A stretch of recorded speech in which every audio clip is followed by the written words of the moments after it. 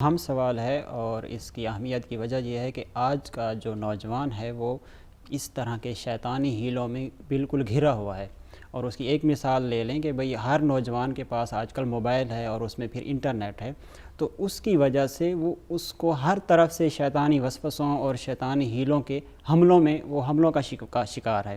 تو ہر طرف سے جب شیطانی حملوں کا شکار ہے تو اسے چاہیے کہ جو تاریخ میں یا قرآن مجید میں حضرت یوسف علیہ السلام کو اللہ نے ایک رول ماڈل کے طور پر پیش کیا ہے کہ کس طرح انہوں نے خود کو ایسے ایکسٹریم لیول پہ، یعنی شیطان کے وسوسے سے، ہیلے سے خود کو محفوظ رکھا کہ جس طرح عام حالات میں جہاں سے بچنا مشکل ہوتا ہے۔ تو حضرت یوسف علیہ السلام نے 3 چیزوں کی وجہ سے اپنے آپ کو یہاں سے محفوظ رکھا، اور ان کا خود قرآن مجید میں ذکر ہوا ہے۔ پہلی چیز یہ ہے کہ جب زلیخا نے ان کو مکمل اہتمام کر کے برائی کی دعوت دی تو سب سے پہلے حضرت یوسف نے فرمایا قال معاذ اللہ، کہ میں تو اللہ کی پناہ چاہتا ہوں۔ تو اس میں ہمارے لیے درس یہ ہے کہ ان برائیوں سے بچنے کے لیے اگر کوئی نوجوان بچنا چاہتا ہے تو سب سے پہلے وہ اپنے آپ کو اللہ کے سپورٹ کرے، سب سے پہلے وہ شیطان سے اللہ کی پناہ مانگے۔ اور خود قرآن مجید میں ایک اور مقام پہ اس کا باقاعدہ حکم ہے کہ وَإِمَّا يَنزَغَنَّكَ مِنَ الشَّيْطَانِ نَزْغٌ فَاسْتَعِذْ بِاللَّهِ، جب بھی شیطان تمہیں کسی برائی کی طرف اکسائے تو فاستعذ باللہ، تم اللہ سے پناہ مانگو۔ تو پہلا طریقہ اور پہلی چیز جو نوجوانوں کو اپنے اندر پیدا کرنی ہے وہ یہ ہے کہ خود کو اللہ کی پناہ میں دے دیں۔ دوسری چیز کہ جب حضرت یوسف علیہ السلام کے سامنے یہ سب کچھ پیش ہوا اور اس نے برائی کی دعوت دی تو حضرت یوسف علیہ السلام نے ایک دوسرا جملہ فرمایا انہ ربی احسن مثوایا، کہ میرے رب نے مجھے بہترین نعمتیں دی ہیں۔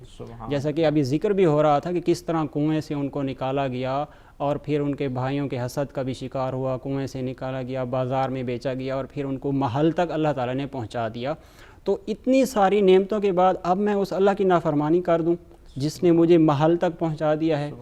اگر ان کو سامنے رکھا جائے، آج کے نوجوان کو سامنے رکھا جائے، ایک نوجوان جو نوجوانی کی منزل تک پہنچ چکا ہے تو اس نے اللہ کی بے شمار نعمتوں سے استفادہ کیا ہے۔ اس مقام تک پہنچنے کے لیے اللہ کی اتنی ساری نعمتوں سے استفادہ کرتے ہوئے جب وہ نوجوانی کی منزل تک پہنچا ہے تو اب اسی رب کی ناشکری کرے، اسی رب کی نافرمانی کرے۔ اور پھر ایک واقعہ بھی مفسرین بیان کرتے ہیں کہ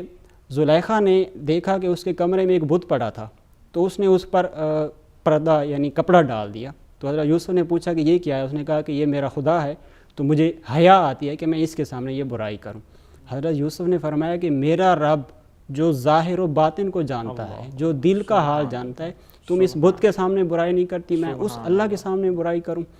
تو یہاں سے میسج ملتا ہے کہ ہمیں اللہ کی ان نعمتوں کو یاد کرنا چاہیے کہ جن کی وجہ سے ہمیں اس مقام تک پہنچے ہیں۔ اور خود امام علی علیہ السلام کا فرمان ہے کہ اللہ کی نعمتوں کا سب سے بڑا شکریہ یہی ہے کہ اس کی نعمتوں کو اس کی نافرمانی میں استعمال نہ کیا جائے۔ ہم اللہ کی ہی نعمتوں کو اسی کی نافرمانی میں استعمال کرتے ہیں۔ اور تیسری چیز جس کا ذکر بھی بہت ضروری ہے اور وہ یہ ہے کہ اللہ تعالیٰ نے خود قرآن میں فرمایا کہ یوسف کو اس مقام سے کیسے بچایا، کیوں بچایا؟ فرمایا انہ من عبادنا المخلصین، وہ میرے مخلص اور یعنی خالص ترین بندوں میں سے تھے۔ تو ہمارے لیے میسج یہ ہے کہ ایک تو ہمیں اللہ تعالیٰ کی ہر وقت ان کی نعمتوں کو یاد رکھنا چاہیے، خود کو اللہ کی پناہ میں دینا چاہیے، اور دوسرا یہ کہ ہمیں ہر عمل اللہ تعالیٰ کے لیے خالص کرنا چاہیے، اپنے اعمال کو خالص کرنا چاہیے، کیونکہ خود اس مقام پر، ایسے مقامات پر اپنے نفس پر کنٹرول کرنا یہ بہت بڑی چیز ہے، اور خود احادیث میں اس کو جہاد اکبر کہا گیا ہے۔ تو جب یہ ایک جہاد اکبر ہے تو اس کے لیے ایک ریگولر پریکٹس کی ضرورت ہے، تہذیب نفس کی، اپنے نفس کو آمادہ کرنا، خود کو تیار کرنا اور خود کو اس ایمان کے لیول تک پہنچانا کہ جب کوئی بہرا روی کا یا شیطانی ہیلہ آئے تو انسان فوراً اللہ کی پناہ میں چلا جائے اور اپنے آپ کو اس سے بچا سکے۔